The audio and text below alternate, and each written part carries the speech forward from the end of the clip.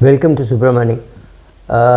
Please subscribe, please hit the bell icon, and please carry the message that I carry to others, right? So that's very important for me. Rather than, of course, I would love it if you pass it on in WhatsApp or whatever form that you want to share it with your friends, cousins, enemies, whoever. But even if you understand the gist and convey this, that is also going to be useful, right? They are going to benefit.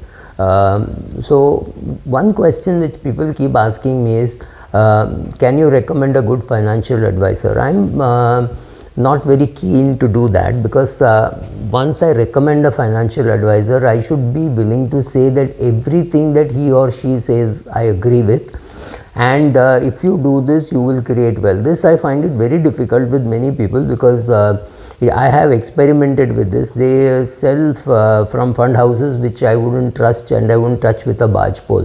Then I'm worried that you might end up getting into a bigger mess because of a recommendation that I made. So that's a risk that I'm not willing to take ever.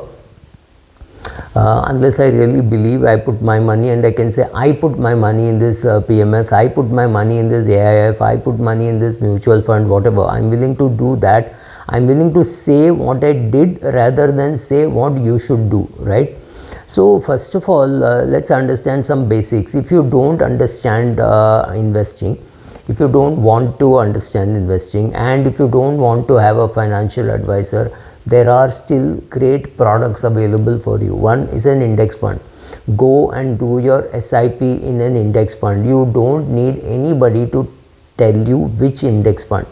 Just go and put into any big index fund. Maybe UTI has a big index fund, maybe HDFC has a big index fund, doesn't matter. Go put in those schemes, choose the direct option. Your life is done as far as investing is concerned. Take a pure term insurance which is cheapest in your age category, right? Please compare. Don't go and believe, oh, this is cheap for a 25-year-old, so it might be cheap for a 26-year-old. May not be true. They may make illustrations, and just to make illustrations, people keep the insurance cheap for the 25-year-old, 30-year-old and the 35-year-old, and a little more expensive for the 26-year-old or the 28-year-old. Be careful about the marketing gimmicks which keep happening.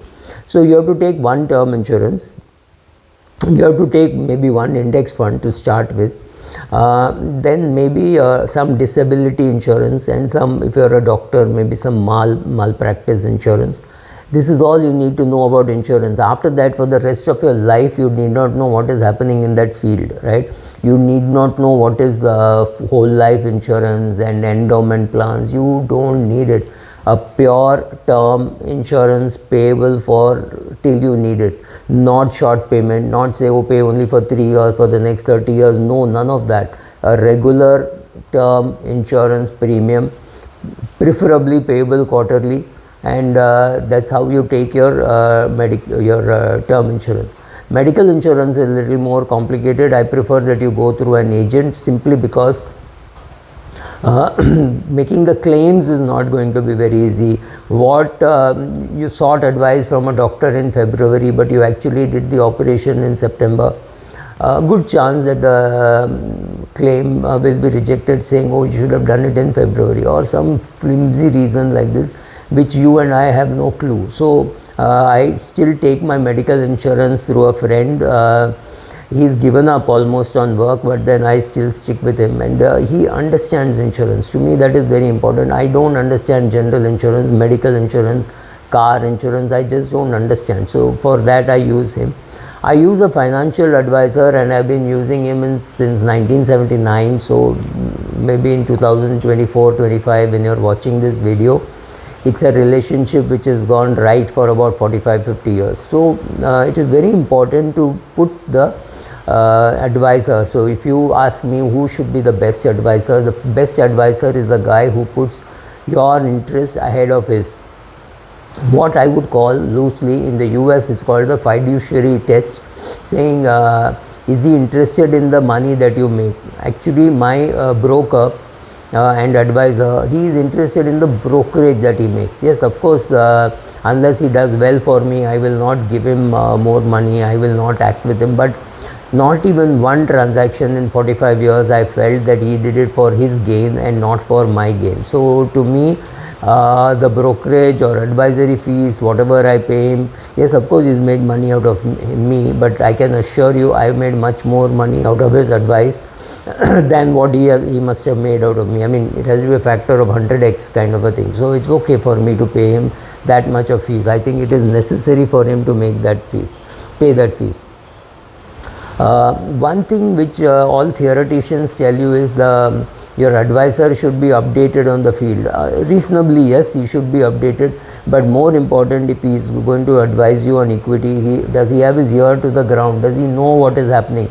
I can just pick up my broker and say, I heard this rumor, can you check? And in 10 minutes, 15 minutes, he'll come back and say that's partially true, that's nonsense, where do you hear all such shit? Any of those kind of feedback. But I know that he has got his ear to the ground and he can do it. So to me, that is more important than saying, does he know the latest, how the derivatives are priced, and the new asset class, how it is going, what features it is going to have, doesn't really matter. I can do all that myself. I don't expect that from him. But if you expect, make sure that it is a person who is doing some continuing education. CPE courses are available on NISM, that he or she is updating themselves on all this, right? Check out whether you need a meaningful designation. I never wanted a meaningful designation, but today youngsters are looking for a designation, a CA, CFA, BE, MBA. There's an alphabetic soup out there. So you decide what you want as a good advisor. For example, I know advisors who are qualified as MBBS, qualified as ICWA, qualified as CA, qualified as engineer, MBA. All kinds of people exist. So you decide whether you want such a thing. My broker is not, I mean, he did his CA but did not complete, but to me that does not matter. You check out whether you need that thing. You also check out whether his other clients are like you, so that you can ask him or her for advice. If the people to whom he caters is very different from what you are. For example, if you are an employee working and earning X amount of money, and all his other clients are doctors or actors or cricketers, etc., he will not appreciate your the ticket size, or saying, oh, I will invest on a monthly basis and things like that. He may not appreciate, or she may not appreciate, she may not know, because they may not be dealing with this. So be careful whether they have similar clients. Then good chance that he can or she can understand what you want, right? Does he have a reasonable investment strategy? My advisor, for example, does not do F&O. Now this is very rare for somebody with 40-45 years experience in the markets and not to do futures and options, but he doesn't do, and it suits me. I don't need him to do any F&O for me, because he says, you're free, go and do it elsewhere. So I can always go to some other place and do the F&O in case I want to. He just doesn't do, which suits me. It may not suit many other people, right? But it suits me. I am also like that. Check how unbiased he or she is, and that I don't think has ever been a problem for me. When I talk to somebody from a particular fund house, I know that person is going to be biased towards that fund house. When I talk to somebody from other fund house, he is going to be, or she is going to be biased about that fund house. So that is bound to happen. You're just supposed to know, understand and react to it like that. You cannot say you should not have conflict of interest. There will be conflict of interest. If you as an investor can find out the conflict of interest and find that there is a problem, you act accordingly. Don't say he should not have a conflict of interest and he should be unbiased. It's very difficult to be unbiased for a long period of time. So if you ask me, I will be biased towards shares in my portfolio. I like Colgate, Gillette and Procter & Gamble and HUL more than maybe I like Dabur, because Dabur I don't have in my portfolio.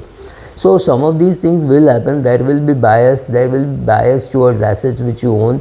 There will be bias against the assets in which your parents lost money and because of which you had to downsize your house. All these things happen. So see whether there is bias and see how you can tackle the bias, rather than say there should be no bias. That's not going to happen. I don't see that happening, right?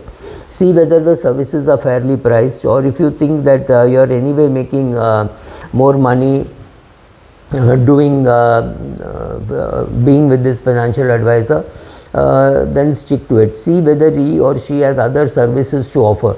maybe you want to travel, they can offer you travel insurance, maybe a travel card, right? All those things are also possible too. They have other services which they have tried in, and check out all these things. Check out whether how he has made his money, right? If he has made all his money by keeping money in bank fixed deposits, but and dependent only on trail income, he has never invested his own money, he is not a great person to listen to for equity investing, not even equity investing through mutual funds, because he may or may not know what he is doing, right? So check out all these, see how it works, rather than asking me how to look for a good advisor. These are the ways to look for a good advisor. Why I don't recommend an advisor, I've said that earlier also. I don't know how the person will change after I recommend, so that's scary for me. Thank you.